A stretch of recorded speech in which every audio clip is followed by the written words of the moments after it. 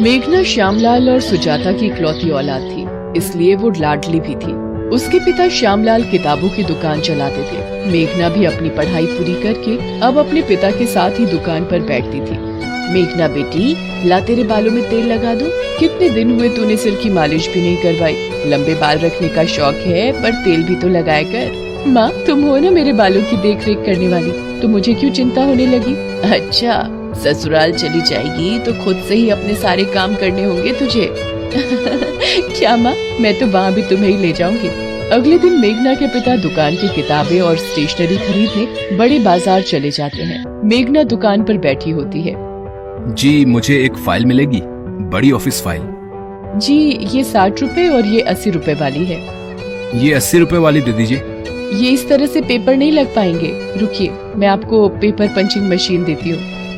Thank you very much, वरना कोई इतनी मदद नहीं करता। वैसे मेरा नाम राजीव है, क्या आपका नाम जान सकता हूँ? जी, मेरा नाम मेघना है। धीरे धीरे मेघना और राजीव दोस्त बन गए और अक्सर एक दूसरे को वक्त देने लगे। और फिर एक दिन, मेघना, विल यू मैरी मी? हाँ राजीव, मैं भी आपसे बहुत प्यार करती हूँ। राजीव और मेघना अपने परिवारों में बात करते हैं और दोनों की शादी हो जाती है। मेघना अपने ससुराल आती है। राजीव के परिवार में राजीव के अलावा उसके माता पिता और छोटे भाई बहन थे। रिचा, अपनी भाभी को कमरे में ले जा। जी क्या? मैं अभी और इसी वक्त आता हूँ। अच्छा रुकिए, मैं आता हूँ। राजीव, अभी इस वक्त कहाँ निकल रहे हो? बेटा, आज तो तुम्हारी शादी हुई है और बहू को यूँ अकेले छोड़कर जाना जरूरी है क्या? माँ, ऑफिस में कुछ वर्कर्स दंगे पर उतर आए हैं, तो मेरे बॉस ने मुझे अर्जेंट बुलाया है।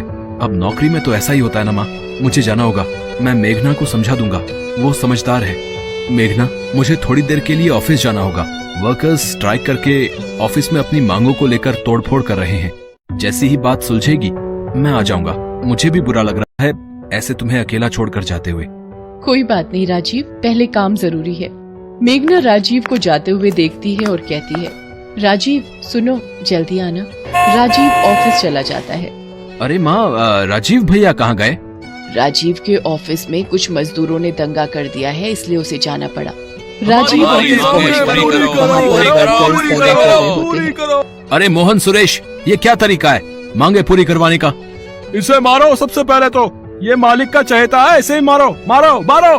सब वर्कर राजीव पर डंडे बरसाने लगते हैं। राजीव के सिर पर चोट आती है और वो वहीं मर जाता है। सारे वर्कर डर जाते हैं। अरे मालिक की गाड़ी आ गई, भागो भागो। राजीव, ये क्या हुआ? राजीव सर, ये तो मर चुके हैं। हमें ये बुरी खबर राजीव के परिवार को देनी होगी।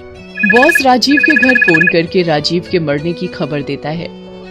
ये नहीं हो सकता, मेरा राजीव नहीं। पिता का फोन हाथ से छूट जाता है। वो बड़ी मुश्किल से सबको ये बात बताता है। मेरा राजीव, ये क्या हो गया? हमारी खुशियों को किसकी नजर लग गई? भैया, आप हमें छोड़कर क्यों चले गए?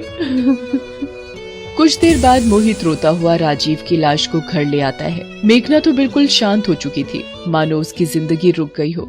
राजीव, आप मुझसे वादा करके गए थे कि जल्दी वापस आओगे। आपने वादा तोड़ दिया राजीव, आपने वादा तोड़ दिया।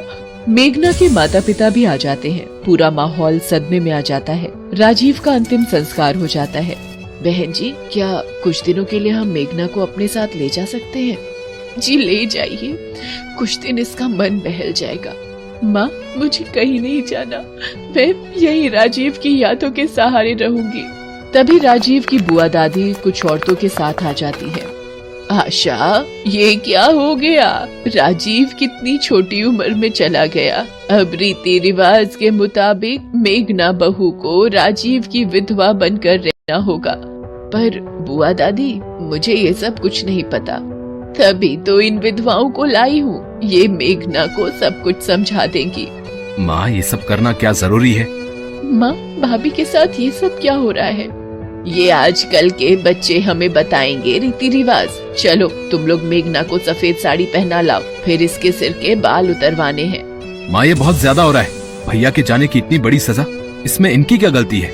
आशा जी, मेरी बच्ची के बाल मत उतरवाइए, मेरी बच्ची ये सहन नहीं कर पाएगी। सब लोग चुपचाप मेघना के साथ होते अन्याय को देख रहे थे। मेघना को सफेद साड़ी पहनाकर चौकी पर बिठा दिया जाता है। नाई मेघना के बाल उतारने के लिए उस्तरा निकालता है। बुआ दादी, क्या ये सब जरूरी है? अभी इसकी उम्र ही क्या है? अब किस्मत ही फूटी हुई है इसकी। विधवा योग था तो अब पूरी जिंदगी विधवा बहू बनकर ही रहना होगा। मेघना रोए जा रही थी। सब लोग उसके साथ ये सब होता देख रहे थे, पर कोई भी उसके लिए कुछ कर नहीं पा रहा था। मेरी बच्ची मेघना, भाभी। मेघना बिल्कुल मायूस हो चुकी थी। उसके आंसू सूख रहे थे। उसकी किस्मत का फैसला भगवान के हाथ में था। तभी मोहित तेजी से मेघना की तरफ जाता है और उसका हाथ पकड़कर घर के मंदिर की तरफ ले जाता है और मंदिर में रखे सिंदूर को मेघना की मांग में भर देता है। सब लोग हैरान रह जाते हैं। ये क्या अनर्थ कर दिया इस लड़के ने? विधवा बहू से शादी कर ली। चलो चलो यहाँ से, कैसे पापियों का घर है। मेघना मोहित को चाटा लगा देती है और कमरे में जाकर फूट फूट कर रोने लगती है। आशा, कहीं न कहीं मोहित ने जो किया है वो ठीक ही तो है। मेघना से शादी करके मोहित ने मेघना की जिंदगी में फिर से रंग भर दिए हैं। अभी उस बेचारी ने देखा ही क्या है। शायद आप ठीक कह रहे हो जी। हम भी तो ये सोच सकते थे, पर पुराने रीति रिवाजों के पल्ले में बंधकर आज एक बहू के साथ अन्याय कर रहे थे। मेघना, मेरी बच्ची, मैं जानती हूँ राजीव की यादें तुम नहीं भुला सकती, पर तुम्हें इस हालत में देखकर राजीव की आत्मा भी दुखी होगी। सब लोग मिलकर मेघना को समझाते हैं और मोहित के फैसले की सराहना करते हैं। मेघना की जिंदगी में फिर से एक बार रंग भर जाते हैं। एक विधवा बहू की शादी करके खुशियाँ मेघना की जिंदगी में फिर से दस्तक देती हैं।